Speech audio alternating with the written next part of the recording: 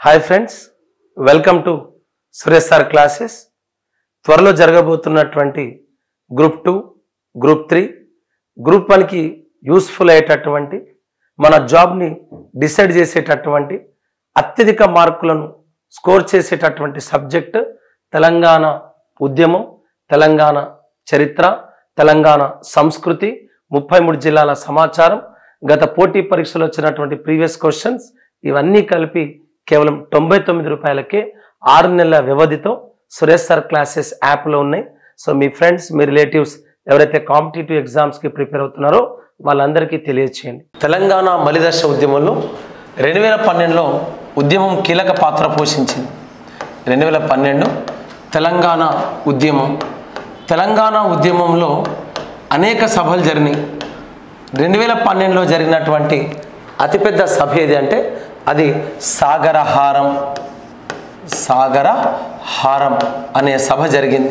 ఏ హారం? సాగరహారం అనే సభ జరిగింది. ఈ సాగరహారం అనే పుస్తకాన్ని ఎవరు రాసిన్నారు? వెరీ వెరీ ఇంపార్టెంట్ అండి. ఈ సాగరహారం అనే పుస్తకాన్ని రాసింది పిట్టల రవీందర్ రాసింది. ఏ పుస్తకాన్ని? సాగరహారం. అట్లనే ఆ 42 రోజులు అనే పుస్తకం కూడా వచ్చింది. మీకు తెలుసు, ఆ 42 రోజులు అంటే సకల జనుల సమ్మె. ఆ సకల జనుల సమ్మె పైన కూడా పుస్తకం వచ్చింది. ఎవరు రాసిరు? జూలూరి గౌరీ శంకర్ రాసిండు. అదేవిధంగా మిలియన్ మార్చ్ పైన పుస్తకాన్ని పిట్టల రవీంద్రే రాసిండు. సాగరహారం పైన పిట్టల రవీంద్రే రాసిండు. ఆ తర్వాత ఆ 42 రోజులు సకల జనుల సమ్మె పైన జూలూరి గౌరీ శంకర్ రాసిండు. అదేవిధంగా జూన్ 2 అనే పుస్తకం వచ్చింది, నంబర్స్ పైన అన్నట్టు. జూన్ 2. ఏ జూన్ 2? 2014 జూన్ 2 అనే పుస్తకాన్ని వచ్చింది. ఈ పుస్తకాన్ని ఎవరు రాసిరు? కె శ్రీనివాస్. ఎవరి కె శ్రీనివాస్? ఆంధ్రజ్యోతి పత్రిక ఎడిటర్, ఆంధ్రజ్యోతి పత్రిక సంపాదకుడైనటువంటి కె శ్రీనివాస్ ఏ పుస్తకం రాసిండు? జూన్ 2 అనే పుస్తకాన్ని. ఆ 42 రోజులు సకల జనుల సమ్మె పైన జూలూరి గౌరీ శంకర్, సాగరహారం పైన పిట్టల రవీందర్ పుస్తకం రాసిండు. అతిపెద్ద సభ ఏది? సాగరహారం. ఈ సాగరహారానికి మరొక పేరు ఏందన్నాడు? అసలు పేరు ఇదే. ఏ పేరు? తెలంగాణ మార్చ్. ఏ మార్చ్? తెలంగాణ మార్చ్ అని పేరు పెట్టారు. ఈ తెలంగాణ మార్చ్ ఏంది, సాగరహారం ఏంటంటే రెండు ఒక్కటే. తెలంగాణ మార్చ్ అన్న సాగరహారం అన్న ఒక్కటే. మన పేరెందుకు మార్చారు అంటే మనం 2011లో మిలియన్ మార్చ్ చేసినాం. ఏ మార్చు? Million March. ఎంతమందితో చేసినాం మిలియన్ మార్చ్ అంటే 10 లక్షల మందితో చేసినాం.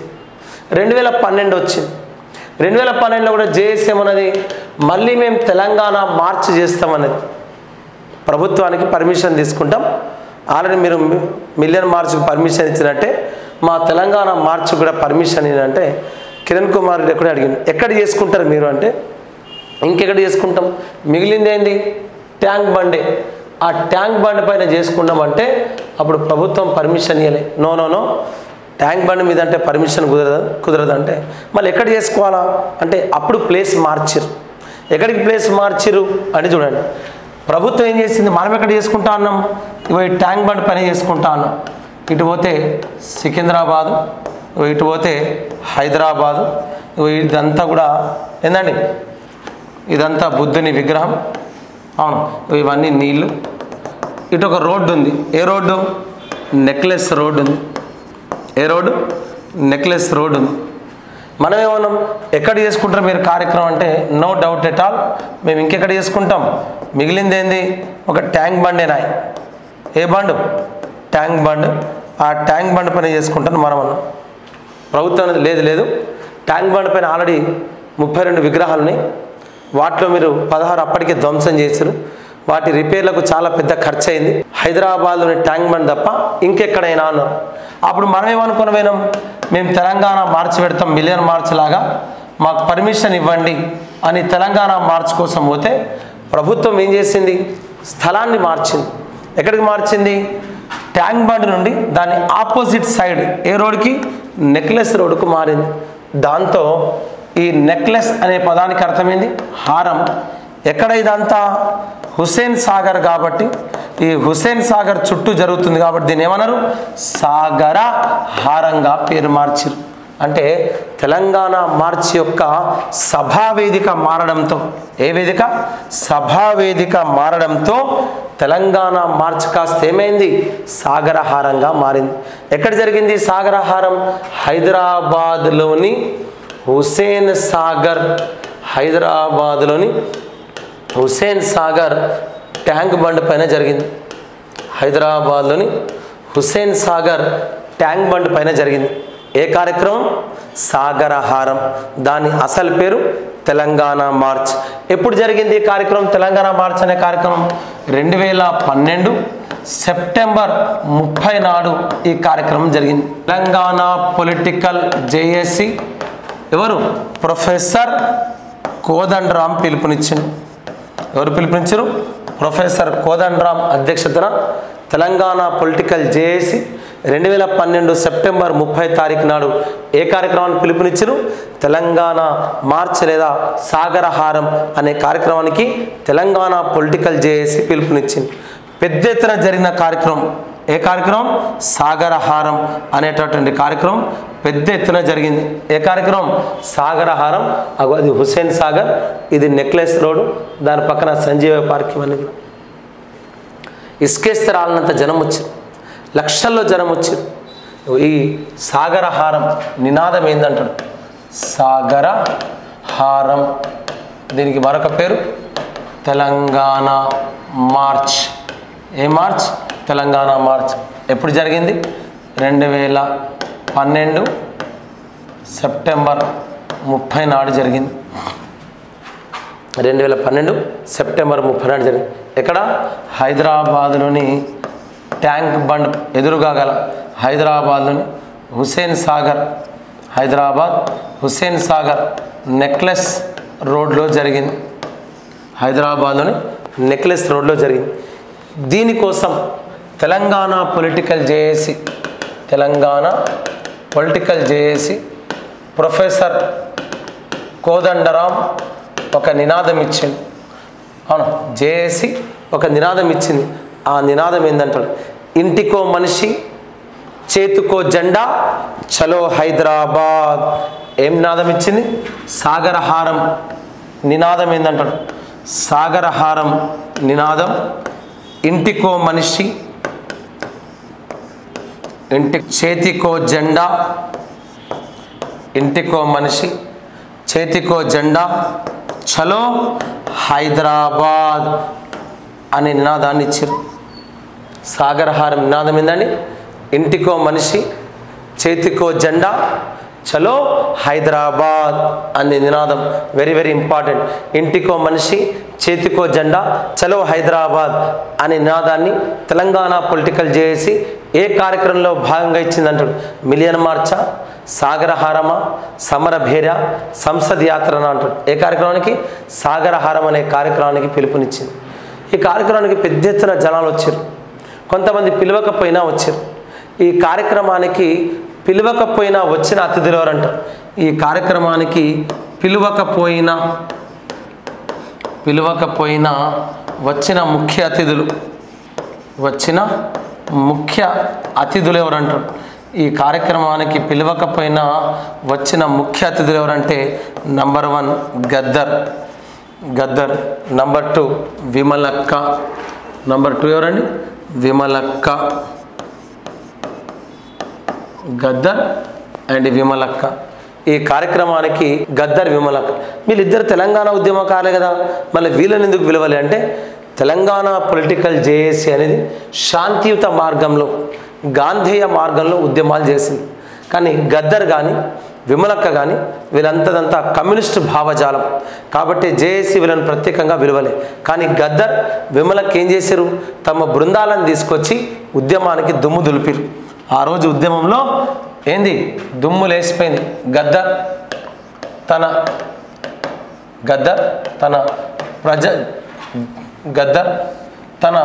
బృందమైనటువంటి జననాట్య మండలిని తీసుకొచ్చి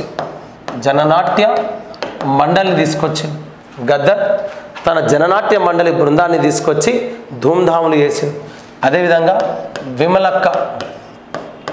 విమలక్క తన సంస్థ అయినటువంటి అరుణోదయ సాంస్కృతిక సమాఖ్యతో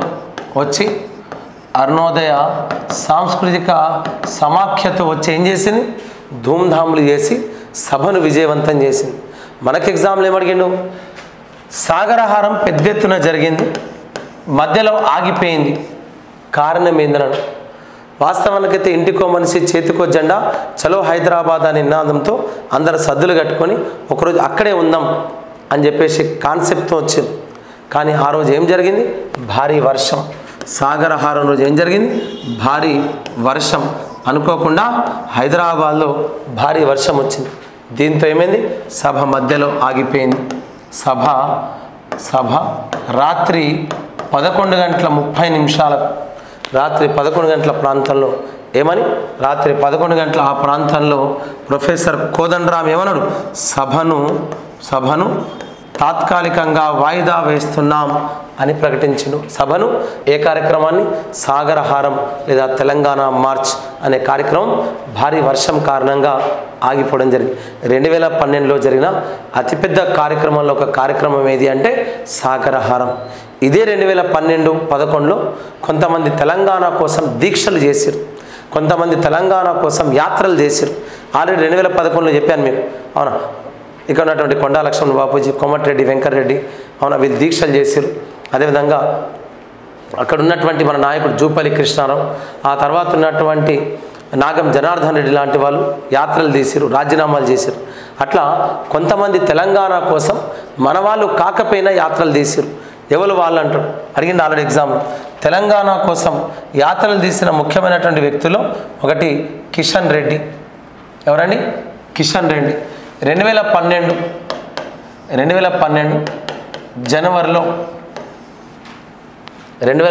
జనవరిలో బీజేపీ రాష్ట్ర అధ్యక్షుడు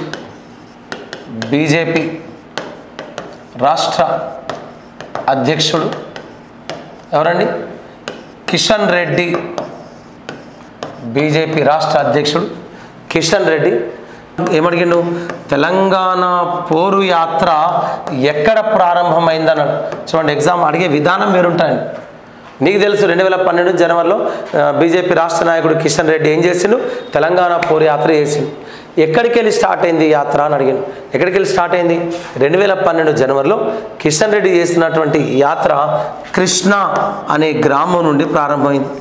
ఏ గ్రామం నుండి, కృష్ణా అనే గ్రామం నుండి ప్రారంభమైంది. ఎక్కడుంది ఈ కృష్ణా అనే గ్రామం అంటే మహబూబ్ నగర్ జిల్లాలో ఉంది. ఈ కృష్ణా అనే గ్రామం నుండి కృష్ణా నది తెలంగాణలోకి ప్రవేశిస్తుంది. తెలంగాణలోకి కృష్ణా నది తెలంగాణలోకి ప్రవేశించే గ్రామం ఏదండి, కృష్ణ. ఈ కృష్ణ అనే గ్రామం నుండి బీజేపీ రాష్ట్ర అధ్యక్షుడు కిషన్ రెడ్డి తెలంగాణ కోసం ఏం చేసిండు, తెలంగాణ పోరు యాత్రను 2012లో ప్రారంభించింది. ఈ యాత్ర ఎక్కడ ఆగింది అంటారు. రేపు చూడండి, జనవరి 19 నుండి ఫిబ్రవరి 9 వరకు, అంటే 2012 జనవరి 19 నుండి ఫిబ్రవరి 9 వరకు తెలంగాణ రాష్ట్ర సాధన కోసం కిషన్ రెడ్డి ఏం చేసిండు, తెలంగాణ పోరు యాత్రను ప్రారంభించిండు. ఎక్కడ స్టార్ట్ అయింది అని ఆల్రెడీ మీకు చెప్పిన. ఎక్కడ స్టార్ట్ అయింది, కృష్ణ అనే గ్రామం నుండి స్టార్ట్ అయింది. ఎక్కడ ఆగింది అంటాడు, ఎక్కడ ఎండ్ అయింది అంటాడు, భద్రాచలం వద్ద ఎండ్ అయింది. భద్రాచలం వద్ద. ఈ భద్రాచలం వద్ద ఏంది, గోదావరి నది చివరి స్థానం. గోదావరి నది చివరి స్థానం ఏందండి, భద్రాచలం. ఆ భద్రాచలం వద్ద ఏమాగింది, కిషన్ రెడ్డి యొక్క తెలంగాణ పోరు యాత్ర ఆగింది. 2012 జనవరి 19 నాడు ప్రారంభమై ఫిబ్రవరి 9 వరకు కిషన్ రెడ్డి తెలంగాణ కోసం ఏం చేసిండు, ఎక్కడ ముగించిండు, భద్రాచలం దగ్గర ముగించిండు. ఈ భద్రాచలం అనేది గోదావరి నది యొక్క చివరి స్థానం. అంటే కృష్ణా స్టార్టింగ్ పాయింట్ నుండి గోదావరి ఎండింగ్ పాయింట్ వరకు తెలంగాణ ప్రజాపోరు యాత్ర చేసింది ఎవరంటే కిషన్ రెడ్డి. ఇది తెలంగాణ ప్రజాపోరు యాత్ర. మనకి ఎగ్జామ్లో ఏమడిగిండు, ఆంధ్ర ప్రాంతానికి చెందినటువంటి సిపిఐ పార్టీ రాష్ట్ర అధ్యక్షుడు నారాయణ కూడా తెలంగాణ కోసం యాత్ర తీసింది. చూడండి, ఆయన ఆంధ్ర ప్రాంతానికి చెందినవాడైనప్పటికీ పార్టీ యొక్క పార్టీ యొక్క మేనిఫెస్టో అంగీకరించింది కాబట్టి తెలంగాణ కోసం యాత్ర చేసిన మరొక వ్యక్తి ఎవరంటే సిపిఐ పార్టీకి చెందిన నారాయణ. ఏ యాత్ర చేసిండు? తెలంగాణ ప్రజాపూర్ యాత్ర చేసిండు. తక్షణమే తెలంగాణ బిల్లును పార్లమెంట్లో పెట్టాలా అని చెప్పేసి తెలంగాణ కోసం యాత్ర తీసింది ఎవరంటే 2011లో 2011లో ఎవరు? సిపిఐ రాష్ట్ర అధ్యక్షుడు ఎవరు? నారాయణ. సిపిఐ రాష్ట్ర అధ్యక్షుడు నారాయణ ఏం చేసిండు? తెలంగాణ ప్రజా పోరు యాత్ర ప్రారంభించింది. మనకేమడిన ఎగ్జామ్లో కిషన్ రెడ్డి యాత్ర అంటే కృష్ణ అన్నారు. సిపిఐ పార్టీ 1916 ఉద్యమం చేయలే, 1952 ముల్కీ ఉద్యమం చేయలే, కానీ తెలంగాణ మలిదశ ఉద్యమంలో 2011లో తెలంగాణ ప్రజాపోరు యాత్ర చేసింది.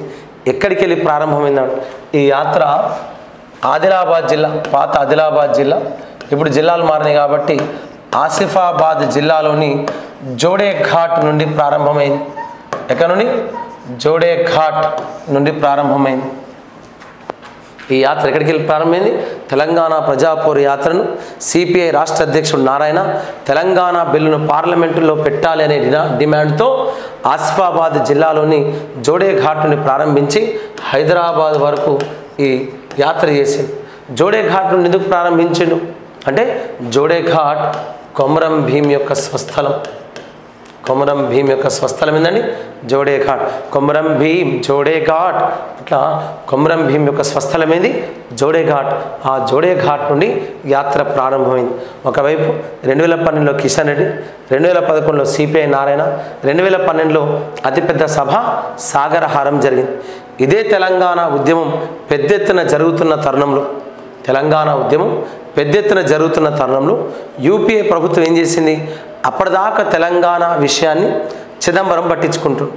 ఈ చిదంబరంను తప్పించి తెలంగాణ రాష్ట్ర అంశాన్ని కొత్త హోంమంత్రి చేతిలో అప్పగించారు. అంటే 2012లో ఎవరు మారిరు? హోంమంత్రి మారిండు. యూపీఏ ప్రభుత్వం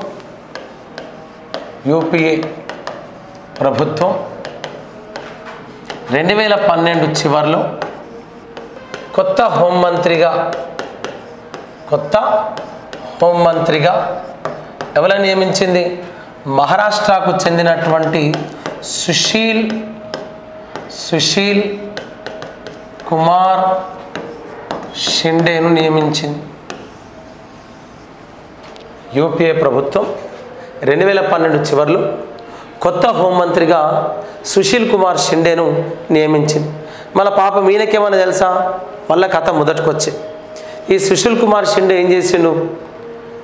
తెలంగాణ రాష్ట్ర ఏర్పాటు పైన ఒక ఆల్ పార్టీ మీటింగ్ని ఏర్పాటు చేస్తున్నా అని చెప్పి రాష్ట్రంలో ఉన్న 8 పార్టీలను మళ్ళీ ఆల్ పార్టీ మీటింగ్కి రమ్మని చెప్పిండు.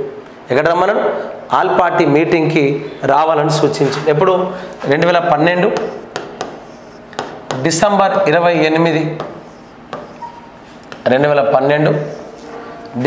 28 యూపీఏ ప్రభుత్వం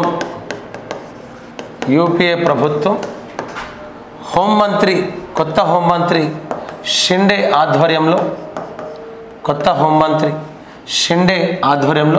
ఏం చేసింది?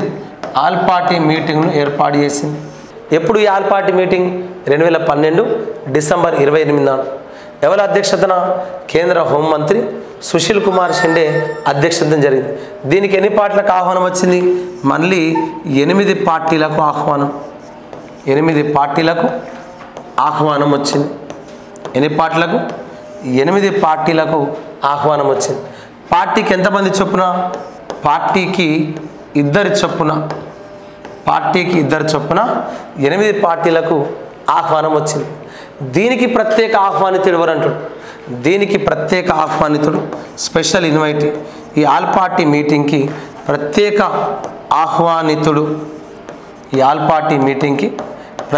ఆహ్వానితుడు, సీఎం కిరణ్ కుమార్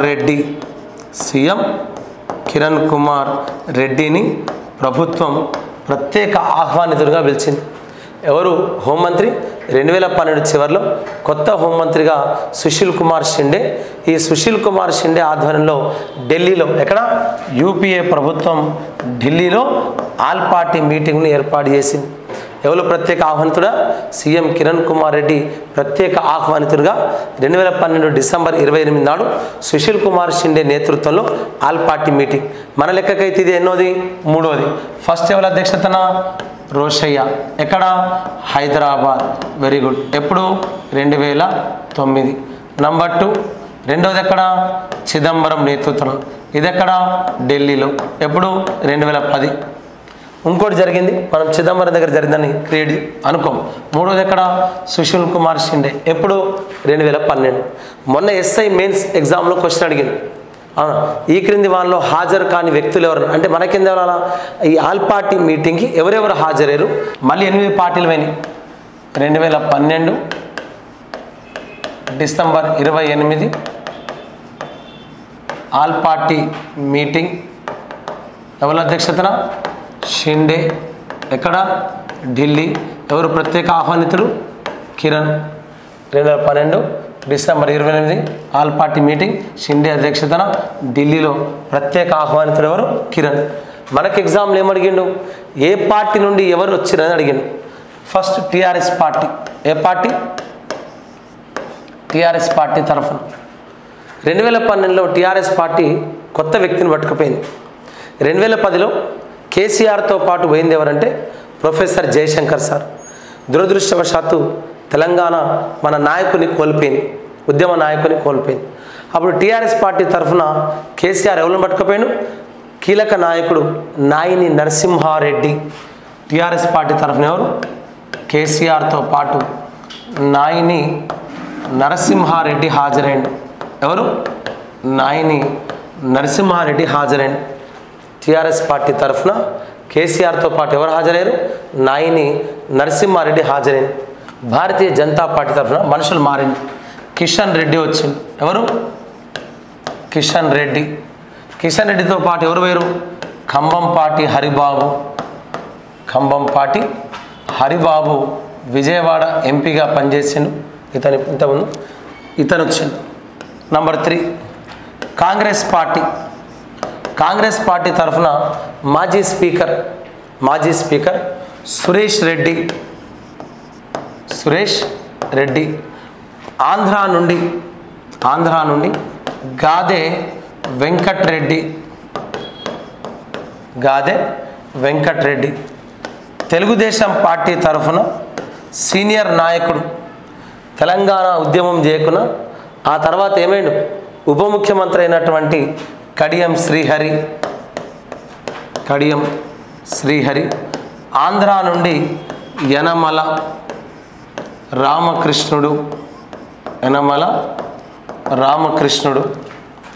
ఆ తర్వాత సిపిఐ తరఫున గుండా మల్లేష్. ఆంధ్రా నుండి నారాయణ. అదేవిధంగా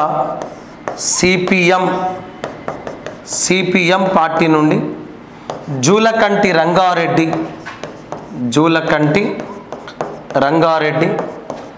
ఇక్కడ నుండి రాఘవులు. ఈ 2 మాత్రం మీరు గుర్తుపెట్టుకోవాల్సిన అవసరం ఉంది. ఎందుకంటే 2010 చిదంబరం నేతృత్వంలో ఆల్ పార్టీ మీటింగ్ జరిగినప్పుడు కూడా ఈ 4 సేమే ఉన్నారు. 2012 షిండే ఆధ్వర్యంలో ఆల్ పార్టీ మీటింగ్ జరిగిన ఈ 4 వాళ్ళే ఉన్నారు. నాయన నరసింహారెడ్డి వచ్చిండు, బండా దత్తాత్రేయ ఉండే, కిషన్ రెడ్డి వచ్చిండు, ఉత్తమ్ కుమార్ రెడ్డి ఉండే, సురేష్ రెడ్డి వచ్చిండు, ఇక్కడ రేవూరి ప్రకాష్ రెడ్డి ఉండే, కడియం శ్రీహరి వచ్చిండు. అంటే వీళ్ళు 4 మారింది చూడండి. ఈ 4 పార్టీల యొక్క నాయకులు మారారు. ఆ తర్వాత ఎవరు వచ్చారు? 7వ పార్టీ. ఒక పార్టీ కాలగర్భంలో కలిసిపోయింది. మీకు అప్పుడే చెప్పిన 2011 ప్రారంభంలోనే కాలగర్భంలో కలిసిపోయిన పార్టీ ఏదంటే అది చిరంజీవి స్థాపించిన ప్రజారాజ్యం పార్టీ కాలగర్భంలో కలిసిపోయింది, చరిత్రలో లేకుండా పోయింది. కానీ కొత్త పార్టీ ఉనికిలోకి వచ్చింది. ఏ పార్టీ? ప్రజారాజ్యం పార్టీ పోయిన తర్వాత ఏ పార్టీ వచ్చింది? వైఎస్ జగన్ స్థాపించిన వైఎస్ఆర్ కాంగ్రెస్ పార్టీ. ఏ పార్టీ? వైఎస్ఆర్ కాంగ్రెస్ పార్టీ. వైఎస్ఆర్ అంటే యువజన శ్రామిక రైతు పార్టీ, వైఎస్ఆర్ పార్టీ అంటారు. యువజన శ్రామిక రైతు పార్టీ వైఎస్ఆర్ కాంగ్రెస్ పార్టీ తరఫున సిరిసిల్ల నుండి కేకే మహేందర్ రెడ్డి, ఆంధ్ర నుండి మైసూరారెడ్డి, ఆంధ్ర నుండి ఎవరు? మైసూరారెడ్డి. ఆంధ్ర నుండి మైసూరారెడ్డి, తెలంగాణ నుండి కేకే మహేందర్ రెడ్డి. ఆ తర్వాత 8వ పార్టీ. ఈ 8వ పార్టీ ఏదంటే ఎంఐఎం పార్టీ. ఈ ఎంఐఎం పార్టీకి తెలంగాణ ఇష్టం ఉందా? లేదు. ఎంఐఎం పార్టీ ఏం నినాదం తీసుకుంది? రాయల తెలంగాణ కావాలంటుంది. ఏ తెలంగాణ? రాయల తెలంగాణ. కాబట్టి ఏం చేసింది? తెలంగాణ నుండి అసదు వేండు, ఆంధ్ర నుండి జీవిజీ నాయుడు అనే ఆంధ్ర వ్యక్తిని పట్టుకపోయింది. అంటే చూడండి నా ఒక్కసారి, ఈయన ఆంధ్ర, ఈయన ఆంధ్ర, ఈయన ఆంధ్ర, ఈయన ఆంధ్ర, ఈయన ఆంధ్ర, ఈయన ఆంధ్ర, ఈయన ఆంధ్ర.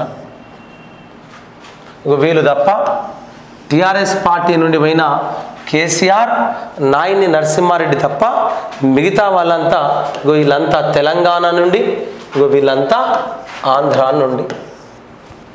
ఇది పరిస్థితి. ఏ పార్టీలలో స్టార్ట్ అయింది చూడండి. ఈ తెలుగుదేశం పార్టీకి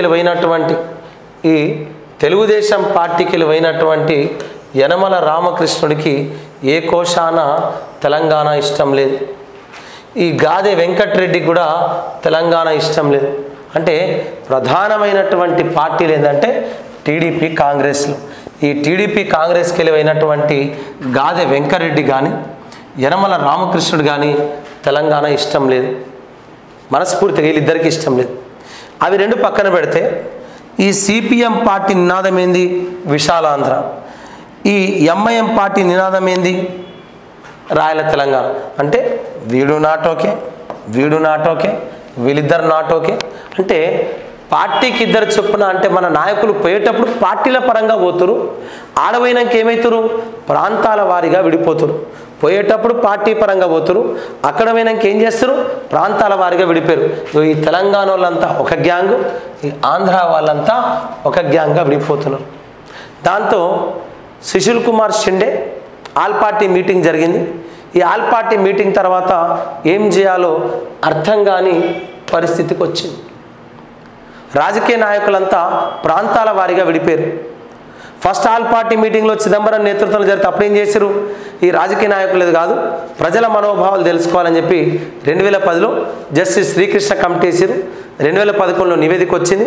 శ్రీకృష్ణ కమిటీ తెలంగాణ ఇవ్వలే. దాంతో మనం యాక్షన్ ప్లాన్ తయారు చేసినాం. సహాయ నిరాకరణ అన్నాం, నాన్ కోఆపరేషన్ అన్నాం, మిలియన్ మార్చ్ అన్నాం, పల్లె పల్లె పట్టాల పైకన్నాం, ఆ తర్వాత ఉన్నటువంటి వంట వార్పు అన్నాం, ఆ తర్వాత పెద్ద ఎత్తున సకల జనుల సమ్మె అన్నం, ఆ తర్వాత అనేక మంది రాజకీయ నాయకులు కాంగ్రెస్ పార్టీని వీడి ఉద్యమం చేశారు. ఇవన్నీ జరిగినాయి. 2012లో సాగరహారం జరిగింది. ఆ తర్వాత కాంగ్రెస్ పార్టీ కేంద్ర మంత్రి, హోంమంత్రిని, కొత్త మంత్రిని తీసుకొచ్చి ఈ సమస్యకు పరిష్కారం కనుక్కుందాం అనుకుంది. కానీ సమస్యకు పరిష్కారం వచ్చిందా? మళ్ళీ ఒక ప్రశ్న వచ్చింది. ఏం జరిగింది ఆల్ పార్టీ మీటింగ్ తర్వాత? కిరణ్ కుమార్ రెడ్డి ప్రత్యేక ఆహ్వానితుడిగా పోయిండు. అప్పుడున్నటువంటి ముఖ్యమంత్రి కిరణ్ కుమార్ రెడ్డి ఈ ఆల్ పార్టీ మీటింగ్కి ప్రత్యేక ఆహ్వానితుడిగా పోయింది. ఈ ఆల్ పార్టీ మీటింగ్ తర్వాత ఏం జరిగిందంటే ఒకసారి చూద్దాం.